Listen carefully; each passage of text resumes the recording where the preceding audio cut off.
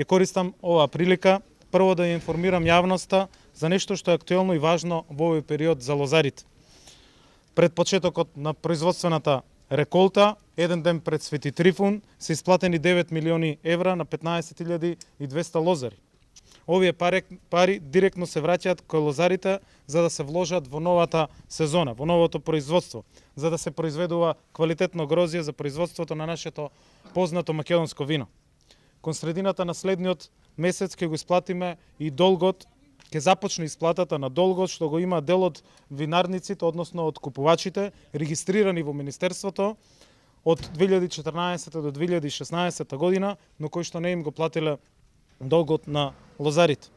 Паралелно, платежната агенција започнува со обработка на решенијата за исплата на дополнителната субвенција од 1 денар по килограм од купено грозје од винарниците за винското грозје од реколтата 2018 година, што ја донесовме како дополнителна мерка. Веднаш по обработката и оваа исплата ќе биде реализирана.